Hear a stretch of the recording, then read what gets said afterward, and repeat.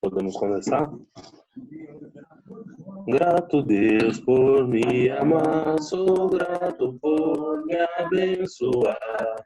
Grato Deus por me curar e minha alma salvar. Grato Deus por me amar, sou grato por minha alma salvar. Unamos-nos de um amor, louvando a Jesus Senhor.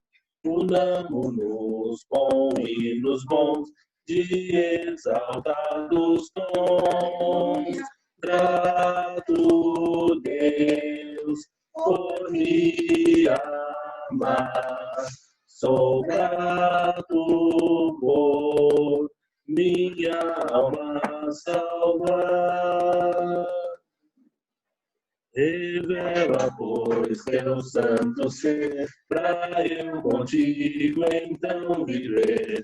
Usa-me para teus fins, possui-me, enfim, aleluias. Grato Deus por me amar, sou grato por minha alma salvar.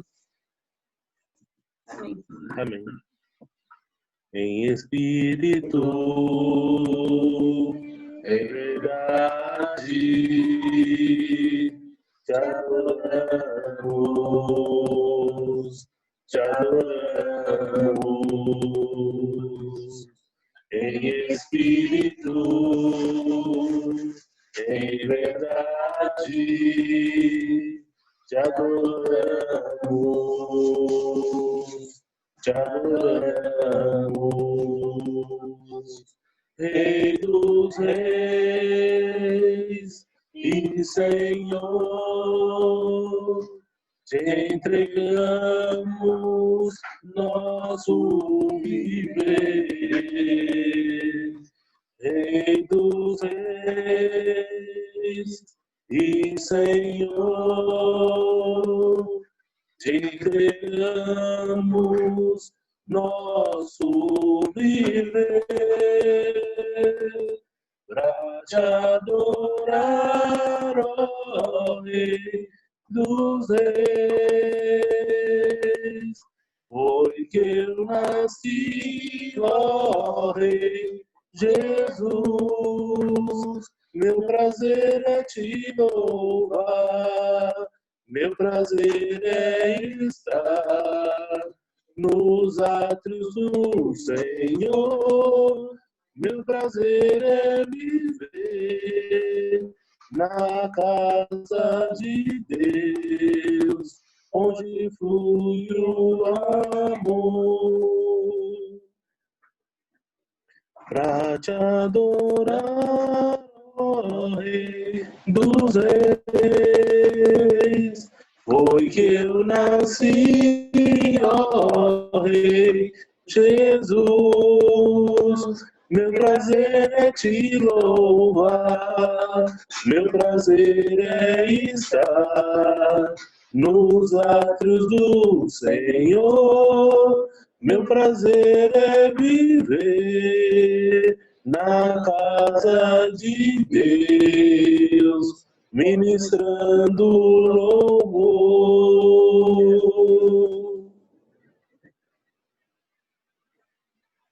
A orarmos, Senhor, vem encher-nos com teu amor, para o mundo agitado esquecer, cada dia sua vida viver. Nossas vidas em pois transformar, refrigério pra alma nos dar, e agora com outros irmãos unimos a ti em oração.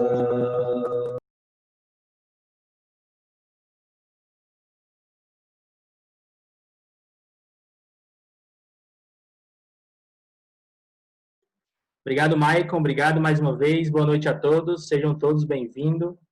Agora eu vou estar apresentando nosso professor, Adriano, de hoje. Para quem não sabe, eu sou irmão do Adriano. Brincadeira, eu não sou irmão dele. A gente sempre faz essa piadinha. Adriano é o professor do AME e está trabalhando com a igreja lá em João Pessoa, só de Mangabeira, evangelista de lá, casado com Carol, tem 2 filhos maravilhosos. E Adriano, ele pôde me ensinar um pouco da vida dele e mostrar o cristão que ele é. E como eu falei, eu sou irmão dele porque a gente combina muitas coisas em pensamentos e muitas coisas que a gente já passou, a gente passou quase igual, né, Adriano? E a gente tem trocado essa experiência. Estou com muitas saudades e, mais uma vez, né, a vida de Cristo, vendo você falar sobre isso, já vi e vou ver várias e várias vezes, porque é muito bom, como o Adriano fala, da vida de Cristo e, como a gente sabe, quando a gente vai falar de Cristo, é algo que é da nossa vida. E espero que todos possam aproveitar e escutarem bem o que Adriano tem para dizer, porque ele realmente vai dizer algo que ele vive e que a gente possa, nessa noite, se dedicar a esse momento. Queria pedir para todos baixar nossas cabeças e orar pela vida de Adriano, para que Deus possa usar ele nesse momento. Vamos orar? Querido Deus, amado Pai, muito obrigado por mais uma noite, obrigado pela essa reunião maravilhosa, cada um nas suas casas, mas com a tecnologia estamos aqui, Pai, porque Tu nos abençoou, para estarmos aprendendo mais a Tua palavra. Nesse momento eu venho te pedir pela vida do nosso irmão Adriano, que o Senhor possa usar esse servo, Pai, como o Senhor vem usando incrivelmente. Que ele possa passar essa palavra com todo o amor que ele tem no coração e com essa dedicação que ele vem mostrando, Pai. Que os irmãos aqui possam cada vez sair edificados e possam sair pessoas diferentes, meu Deus. Muito obrigado mais uma vez por esse momento. É em nome do teu filho amado que eu te oro e te agradeço para todos sempre. Amém. Contigo, Adriano. Oi, boa noite a todos. Eu quero dizer que é especialmente desafiador você dar aula em uma plataforma como essa, onde todo mundo está com a câmera desligada, ou pelo menos a maioria. Eu queria muito poder estar numa sala e ver todo mundo sentado na cadeira, né, e olhar para os rostinhos de vocês. Eu sei que alguns de vocês não querem ligar a câmera porque estão na rede, ou estão, né, comendo, ou no carro. Mas, enfim, se vocês puderem ligar só por alguns instantes, só para eu ver todo mundo. Tem muita gente falando comigo no privado e eu não tenho nem noção de que você estava na sala. Tem muitas pessoas de muitos lugares que eu conheço e pessoas que eu não conheço. Raine, muita gente. Bruno, olha aí, tá vendo? Se você não liga a câmera, eu não sabia que você estava aqui, Bruno. Ok, Rubinho. Gente, muito legal. Alessandra, seja bem-vinda, Alessandra. Olha lá, não disse? O Matheus está na rede, ó. Eu falei que algumas pessoas estavam na rede. O Matheus está na rede. Tá difícil aí, hein, Matheus? A Débora falou aqui, ó. Ok, tem muita... Edmei! Tudo bom, Edmei? Ok, vamos lá. Eu tenho o Joadson, tá aqui na sala, Joadson. Tudo bom, Joadson? Gostei do estilo, chapeuzinho para trás. Ok, vamos lá. Eu queria, antes de mais nada, falar que é um desafio para mim, não só não olhar para vocês, mas tentar resumir em... Débora, tudo bom, Débora? Quem está com você? Eu não conheço, né? Acho que não. Esse curso é um curso que eu ensino já há 4 anos no AME e é um curso de 2 meses e é uma carga horária bem extensa, são 10 aulas, são 4 horas cada aula e a gente precisa dar em 30 minutos, né, a vida de Cristo. É um desafio muito grande, viu? Mas, primeiramente, eu queria agradecer pela oportunidade que me foi dada para falar sobre isso. E é claro que não vai dar para falar sobre tudo, então eu selecionei aquilo que, para mim, teria relevância para nós falarmos na noite de hoje, certo? Então, não pense que eu se resume a isso apenas, né? Teríamos muito mais para explorar, mas eu queria falar Jesus sendo mestre, ou melhor, mestre dos mestres. Uma das maiores atribuições, um dos maiores atributos na vida de Jesus é que ele era alguém, enquanto aqui na Terra, que tinha o dom de ensinar, falando ou não. Então, uma das coisas que mais chamava a atenção na pessoa de Jesus era a facilidade que ele tinha de compartilhar conhecimento, de transmitir ensinamentos para as pessoas através de sua vida, através de sua fala, através do seu modo de viver. Então, a vida de Cristo para nós nessa noite vai se resumir, né, a alguém que foi muito feliz e muito eficiente na atividade ou na disciplina de ensinar pessoas. E, assim, eu não preparei PowerPoint, até o Renan me perguntou se eu tinha um PowerPoint, eu até fiquei, era para ter? Eu não sabia que era para ter. Mas, enfim, eu queria compartilhar um texto. A gente vai ler alguns textos, mas eu queria ler primeiramente com vocês o primeiro texto de hoje, em Mateus capítulo 7.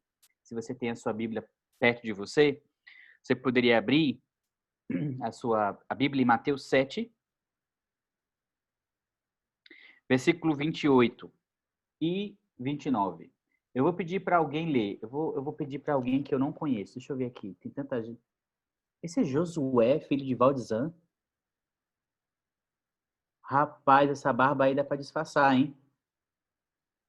Ok, não, você eu conheço. Ellen Lua Branca. Ellen Lua Branca, você tá aí? Tá com a gente? Sim ou não? Dou-lhe uma, dou-lhe duas, dou-lhe três. Ok, Heloísa. Não, Heloísa eu conheço. Deixa eu ver outra pessoa aqui, meu Deus. Vamos lá. Gente, Alana Samara. Alana, você pode ler para a gente Mateus 7, 28 e 29? Será que ela saiu? Oi, Ah, saiu não. Você pode posso? ler para a gente? Obrigado. 27 e 28, né? Mateus Isso. 7. Mateus 7, 28 e 29. Quando Jesus acabou de dizer essas coisas, as multidões estavam maravilhadas com seu ensino, porque ele as ensinava com quem tem autoridade, e não com os mestres da lei. Ok, você é carioca, não é? Sou. Percebi. Ok, vamos, vamos lá. Quando Jesus, né? A Alana falou aí. Então, as multidões estavam maravilhadas com o seu ensino, porque ele ensinava como quem tem autoridade. Jesus ensinava como quem tem autoridade, porque Jesus falava com propriedade. E quando eu digo que alguém fala com propriedade, ela fala de algo que ela vive. Então, a gente vai ver alguns aspectos dessa característica de Jesus, de ser mestre. A gente sabe, Deus tem apenas um único filho, né? João 3,16 fala sobre isso. Jesus é o único filho de Deus. E ele veio à Terra com essa característica, né? Era o único e legítimo filho de Deus. E ele, mesmo sendo filho de Deus, ele se colocou na condição de mestre. E aí teriam muitas outras coisas que eu poderia falar sobre como Jesus chegou a ser considerado mestre, mas o tempo não nos permite falar sobre isso. Eu teria que falar um pouco sobre a tradição judaica, do ensinamento, né, de como os judeus reconheciam o mestre, como era toda a escola acadêmica judaica, mas não vem ao caso. Jesus foi considerado mestre atípico, ou seja, fora do padrão. Jesus não seguia o padrão do judaísmo de ser mestre. Para você ter uma ideia, Paulo foi discípulo de Gamaliel e esse era o maior desejo de um judeu, era ter um mestre. E Jesus foi mestre daqueles que foram marginalizados, aqueles que foram esquecidos, né, dentro desse sistema. Então, Jesus escolhe esses menos favorecidos para ser mestre deles. E quando Jesus fala como quem tem autoridade, porque as pessoas viam o que Jesus ensinava em sua própria vida.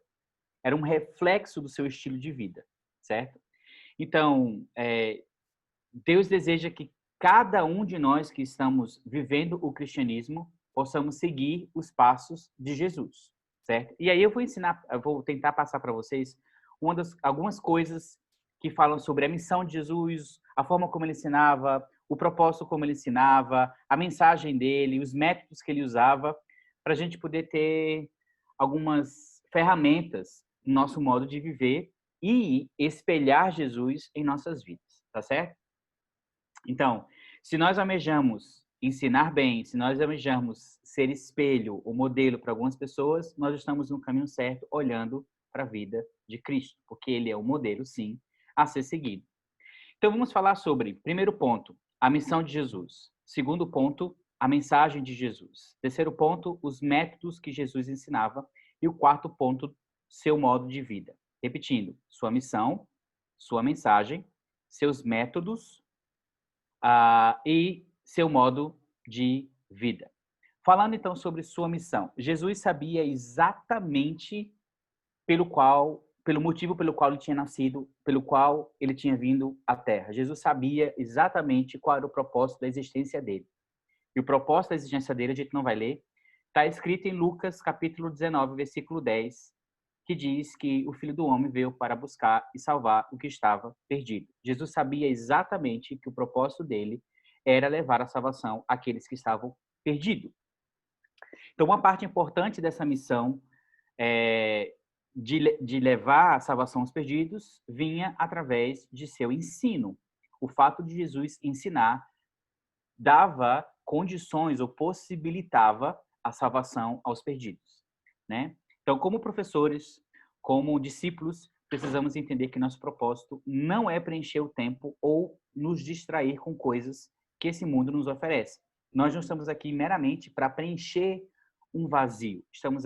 Não estamos aqui apenas existindo, estamos vivendo. E para viver, temos que compartilhar aquilo que sabemos e que aprendemos através do nosso Deus. Então, nosso propósito também é cooperar com a missão de Cristo, que é salvar almas. Então, Jesus, primeiro ponto importante sobre essa missão é Jesus acreditava nessa missão. E a gente precisa acreditar nela também. Então, quando eu falo assim, a gente precisa se envolver na salvação das almas, é meio poético, né? E às vezes é meio bonitinho, mas você precisa acreditar nisso. Essa é, de fato, a sua missão? Você acredita nessa missão? Você acredita que nós podemos cooperar com o plano de Deus de salvar almas, espelhando a vida de Cristo? Então, sobre essa questão de ele acreditar na sua missão, ele estava disposto a preparar-se para isso. Então, uma coisa muito importante é se preparar para a nossa missão, certo?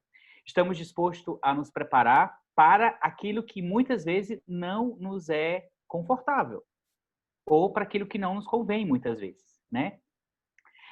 Jesus estava disposto a despender esforços, a colocar esforços, a investir esforços para isso. E a gente precisa entender que para pregar o evangelho, nós precisamos nos esforçar, certo? E ele não deixava desanimar facilmente. Eis um ponto X da nossa missão. Muitas pessoas são instáveis emocionalmente e vivem uma vida de gangorra. E muitas vezes desistem facilmente daquilo que acreditam ser sua missão. E aí há vários motivos, talvez, que a gente poderia pontuar como motivos pelos quais a gente desiste facilmente da nossa missão. Pessoas que nos olham torto, pessoas que falam mal da gente, ou pessoas que quem faz parte do AME sabe, não essa turma porque a gente ainda não fez nenhuma campanha, mas as turmas que passaram sabem quanto é chato você bater na porta de uma pessoa e falar assim, você tem um minutinho de sua atenção? Tenho não, minha filha, eu tô fazendo feijão, passa outra hora. E não sei o quê. Quantas portas na cara a gente recebe e a gente olha para as caras, para os rostos dos alunos do AME e fala assim, eu falei, epa, respira fundo, tem uma próxima casa ali do lado. Então, não desistir facilmente, porque se a gente desistisse a cada porta na cara que a gente recebe, a gente não completaria nosso propósito de levar o evangelho, não é mesmo? Então, assim, não desistir facilmente. E, gente, Jesus levou vários nãos na cara. Jesus levou cusparada na cara. Jesus levou blasfêmia na cara. Jesus foi testado de todas as formas e, mesmo assim, o homem, Jesus, o Filho do Homem, não desistiu por nada, porque ele acreditava na sua missão. Então, acreditamos no que estamos fazendo ou desistimos e paramos na primeira dificuldade? Então, essa é a primeira parte da vida de Cristo. Era alguém com missão, era alguém que acreditava na sua missão e era alguém que não desistia da sua missão por nada neste mundo, nem através da morte.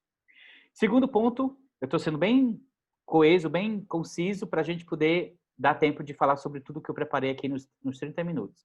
Eu estou me sentindo aquele quadro do Faustão, né? Se vira nos 30 e tem que falar tudo bem rapidinho aqui para poder dar tempo de mencionar tudo. Ponto 2, sua mensagem. O que é que Jesus falava? Do que é que Jesus ensinava? Então, a mensagem de Jesus era poderosa porque era a palavra de Deus. Alguém falou isso em Romanos, né? Paulo falou, não me envergonho do evangelho porque é o poder de Deus para a salvação de todo aquele que crê, primeiro do judeu, depois do gentio. Então, Paulo replicou essas palavras. E a mensagem de Jesus era o que Deus falava. Se Deus falou, se Deus ensinou, ele muitas vezes citava as escrituras do Antigo Testamento para confirmar que a sua mensagem vinha de Deus. Então, a gente precisa entender que a nossa mensagem tem que ser sempre baseada no assim diz o Senhor. Não no que eu penso, no que eu sinto, no que eu acho, no que eu quero. Esquece você.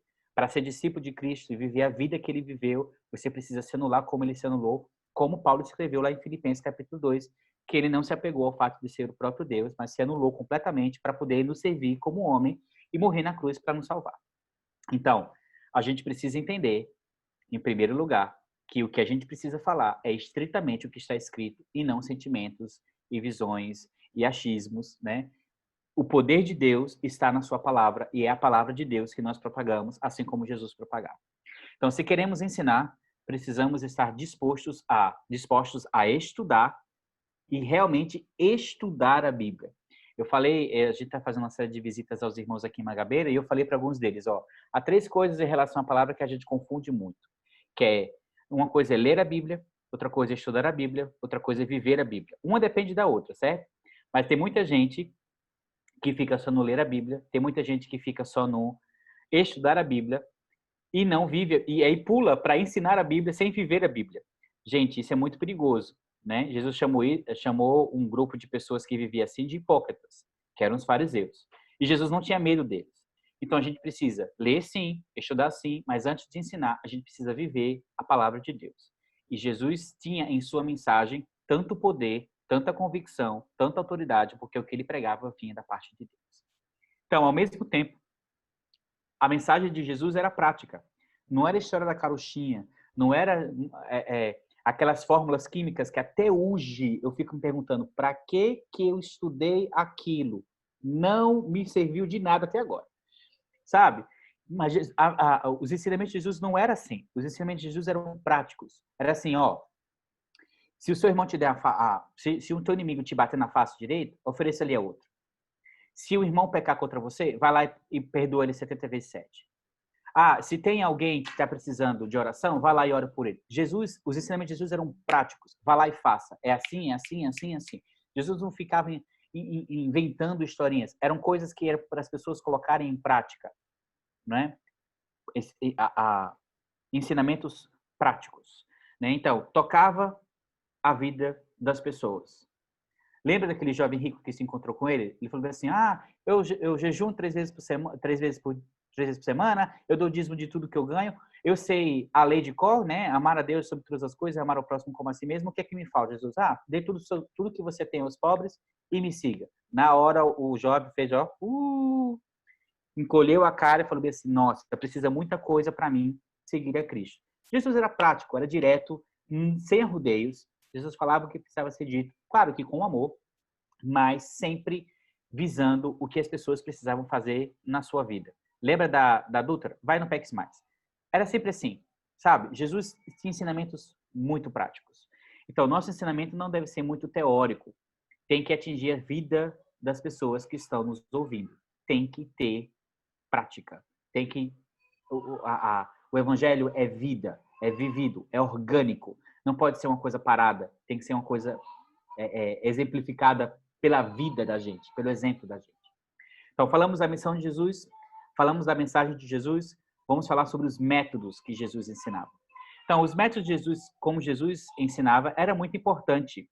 Como, geralmente, é tão importante o que ensinamos. Então, o que ensinamos é tão importante quanto como ensinamos. Às vezes a gente ensina coisas muito importantes, mas como nós ensinamos torna o ensinamento fadonho, cansativo ou até mesmo evitado. Às vezes as pessoas não querem seguir aquilo que você está falando, porque a forma como você está falando, às vezes, espanta, afasta, recrimina, exclui, julga, condena, né?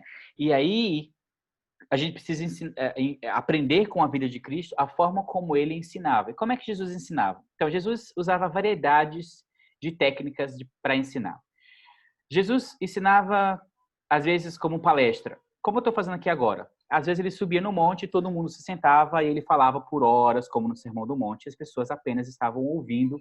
E mesmo depois de horas ouvindo Jesus, as pessoas ficavam, uau! Olha o que esse homem falou. Olha o que esse homem ensinou, né? Também Jesus fazia muitas perguntas. E eu acho um jeito muito interessante de ensinar, né? As perguntas trazem para as pessoas reflexão. E o mais importante, a introspecção. Faz as pessoas olharem para dentro delas. Muitas vezes, Jesus ensinava coisas para as pessoas através de perguntas. Jesus perguntava e deixava que as pessoas chegassem às respostas, porque as respostas eram meio óbvias. Eram perguntas, a maioria das vezes, retóricas. Jesus também usava o método de debate. Então, ele fazia uma pergunta, as pessoas compartilhavam e ele ficava em um diálogo, debatendo uma questão ou outra. Jesus também usava o método de contar histórias, né? O mais famoso, as parábolas. Jesus sempre usava ilustrações, a maioria das vezes ele usava ilustrações, histórias, parábolas, e geralmente essas parábolas tinham um fundo, né? Eram geralmente histórias possíveis de acontecer, histórias que as pessoas se familiarizavam e usavam como é que se diz? O resumo, não, a aplicação da história para algo que ele queria ensinar. Então, geralmente a história tinha uma aplicação para o que ele queria ensinar. Jesus também usava o método dramático, então às vezes ele usava de encenações, ele usava coisas que estavam à sua volta e usava aquelas coisas à sua volta para poder ensinar, né?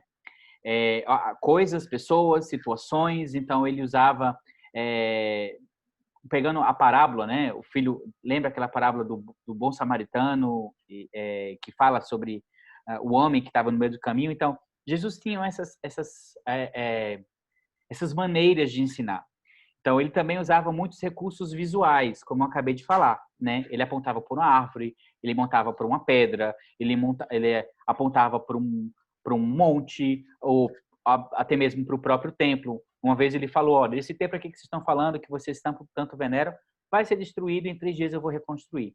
E aí, ele abria a discussão, ele abria a curiosidade, e é claro, Jesus estava falando da sua morte. Então, muitas vezes, Jesus usava dessas metodologias de usar coisas que estavam à sua volta, recursos visuais. Então, seus métodos eram aplicados de 2 maneiras. Ele tinha um propósito, claro, ensinar a verdade, levar a mensagem das pessoas para as pessoas, né? Esses propósitos eram escolhidos para cumprir os objetivos que precisavam ser cumpridos naquele momento. Então, o propósito eram escolhidos pelo que ele queria falar naquele exato momento, que se encaixava no ensinamento daquele momento. E eram coisas muito simples. Era a vida de um agricultor, era a vida usando nos dias de hoje, né? A vida de um pedreiro, de um marceneiro, de um homem que faz vinho, de uma viúva. Então, eram exemplos simples que todo mundo, com qualquer nível de instrução, podia entender. Jesus não usava de eloquência, de conhecimentos, elaborados demais.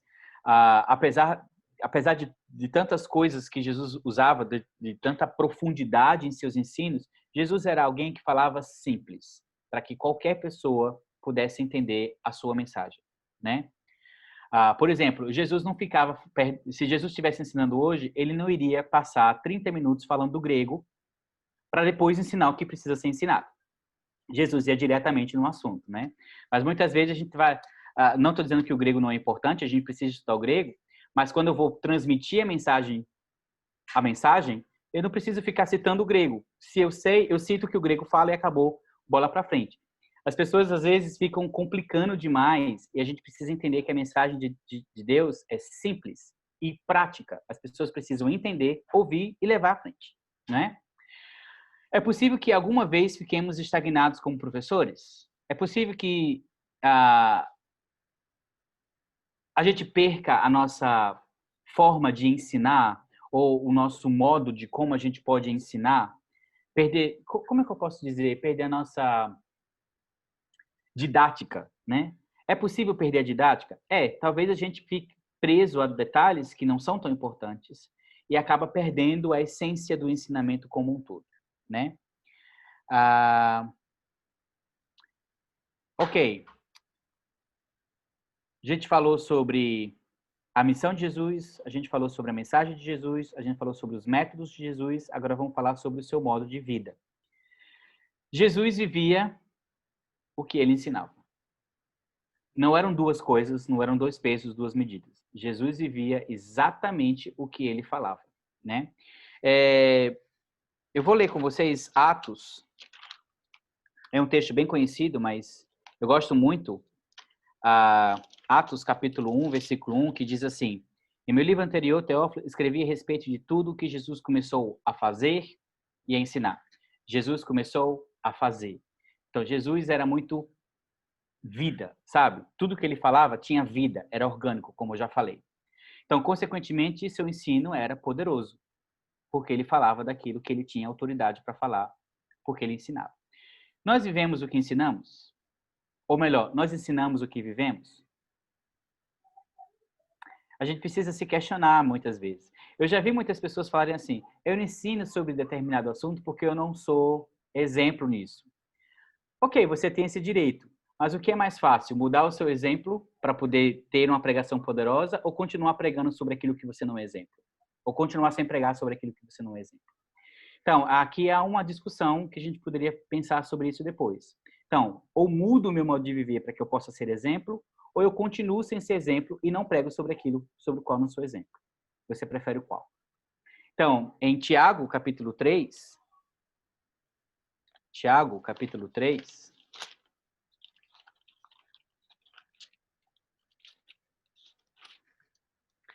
versículo 1 diz: meus irmãos, não sejam muito de vocês mestres, pois vocês sabem que nós, os que ensinamos, seremos julgados com maior rigor. E eu acredito que esse maior rigor será porque a gente precisa ensinar aquilo que a gente tem exemplo para ensinar. Que a gente possa ser exemplo para ensinar, né? Eu gosto sempre de usar um exemplo da minha tia. Eu acho que ninguém conhece ela aqui, então posso falar. Minha tia, ela fuma. E fuma muito, ela parece uma caipora. E ela sempre dizia para os meus primos, filhos dela, não fume. E ela falava geralmente com um cigarro na mão. Eu falava: tia, eu acho que eles têm uma grande chance de serem fumantes. Não porque a senhora fala para eles não fumarem, mas é porque eles veem a senhora fumando. Então não adianta a senhora falar uma coisa e fazer outra. Eles podem ser fumantes e a senhora não tem como falar outra coisa. Assim, não tem como ficar chateada com isso. E adivinha, eles fumam hoje. Então, esse é o exemplo mais simples que eu posso usar de que a gente é professor daquilo que a gente vive. Muito mais do que aquilo que a gente fala, né? Agora, se o que a gente fala é o que a gente vive, você imagina o poder que tem nisso, né? E aí a gente pode pensar sobre como posso viver o que eu prego, ou como pregar aquilo que eu vivo. Somos fiéis na frequência dos cultos, porque é lá que a palavra é disseminada, é lá que a palavra de Deus é propagada. Quando a gente eu costumo sempre dizer, brasa fora da fogueira se apaga. É na comunhão que se cresce, é nas arestas aparadas que se cresce, é lá no contato físico, ou melhor, no atrito, né, que a gente tem a possibilidade de crescer. E aí a gente tem a possibilidade de mudar o que precisa ser mudado, né? Porque cada um de nós temos o Espírito Santo vivendo dentro de nós. Então, é um modo de Jesus viver através de você. E aí, às vezes, eu tenho dificuldade em alguma coisa que você não tem e eu vou aprender com você. Então, quando estamos juntos, é uma maneira de passarmos a vida de Jesus, né, um para o outro, né? Somos limpos de corpo e mente, a gente precisa pensar sobre isso. Jesus era puro e o seu modo de viver transparecia essa pureza. Jesus era alguém completamente santo, né? Em suas ações, em suas relações pessoais, em seus pensamentos, em suas intenções. Jesus era alguém que se aproximava das pessoas com pureza e com santidade. Nós precisamos meditar sobre esse estilo de vida que nós estamos vivendo. Estamos prontos para ajudar e levantar outros? Muitas vezes a gente está pregando sobre Jesus falou que aqueles que te acusam não estão mais aqui, mas muitas vezes na prática estamos com a pedra prontos para atirar e se for preciso até a primeira, porque eu quero ser o exemplo. Eu vou atirar a primeira pedra. Eu quero atirar a primeira mesmo, nem a segunda nem a terceira. Então, muitas vezes a gente vive uma vida de precisamos amar, precisamos cuidar, precisamos levantar aqueles que estão desanimados, mas na prática, muitas vezes estamos com as pedras nas mãos, prontos para atirar, se alguém se atrever a atirar primeiro. E Jesus não era assim. Jesus estava sempre disposto a levantar as pessoas, a, claro, corrigir os seus erros com amor, levá-los e conduzi-los a um caminho que eles poderiam mudar de situação, mas ele sempre estava lá para ajudar as pessoas a encontrarem um caminho certo de volta para Deus. Estamos envolvidos na vida da igreja. Jesus era alguém completamente envolvido em sua missão. Jesus, até o último minuto, não abandonou Judas, como não abandonaria Pedro, como não abandonou Paulo, como não abandona você. Então, Jesus é alguém que está interessado na sua vida, na sua história, nos seus sentimentos, nos seus planos, nos seus projetos. Ele é alguém que quer se envolver na sua vida. Ele é alguém que quer fazer parte da sua vida. E a gente precisa estar envolvidos com a igreja, para que a igreja possa ser o nosso porto seguro, que nos proporcione crescimento, né, desenvolvimento nessa área. Então, não existe chamado maior do que o chamado para ensinar a palavra de Deus. Não há maior uma coisa na vida de Cristo que ele nos chama do que propagar e ensinar a palavra de Deus. Seja pregando, seja vivendo, seja cantando. Olha a dica, podem cantar. A palavra de Deus também é um bom modo de ensinar a palavra de Deus. Então,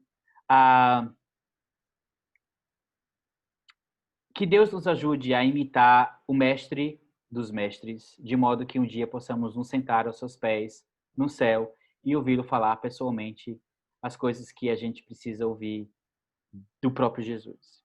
Então, eu tentei, gente, eu juro, eu tentei dar o meu melhor, resumir o máximo dentro do tempo que me foi oferecido. E eu sei que agora a gente, pelo que eu entendi, vamos abrir para comentários, perguntas, né? Se forem perguntas fáceis, eu posso responder. Se forem difíceis, Joato e Barbosa vão responder para vocês, tá certo? Se forem comentários, todos são muito bem-vindos. A gente quer ouvir comentários. Então, vocês podem abrir as câmeras, podem abrir os microfones, fazerem seus comentários, suas perguntas. Primeiramente, obrigado, Adriano, pelas palavras, mais uma vez, incrível como você fala, e eu posso dizer que eu posso sair daqui hoje melhor edificado com suas palavras. Galera, é o seguinte, como a gente vem avisando, esse momento é para o jovem solteiro, tá bom? Então, Ué, comentar... tem muita gente burlando o sistema aqui, hein? Não, mas agora esse momento de perguntas e comentários a gente vai deixar mais para os jovens falarem, comentarem. Então, se você quiser comentar e falar, levanta a mão ou fala no chat que eu libero o seu áudio, tá bom?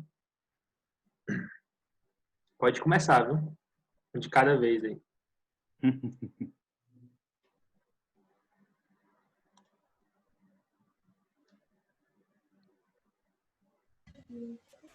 Boa noite.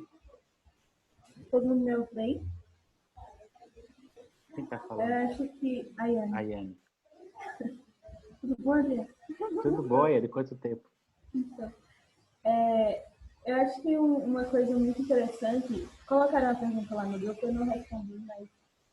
É uma característica de Jesus que me chamava a atenção, né? E eu acho que a humildade dele falava muito tudo que ele fazia, né? Na pregação dele, nas atitudes dele. E eu acho que isso marcava mais na parte de sair da zona de conforto, né? O que é mais confortável para você? Preparar uma bela pregação para o domingo ou ir para o prédio, limpar o prédio para os irmãos irem cultuar Deus lá, né? E eu acho que isso tem acontecido muito ultimamente, das pessoas se inflarem de conhecimento e preparar ótimos sermões para dar no domingo ou em alguma reunião de jovens, aula de mulheres, ou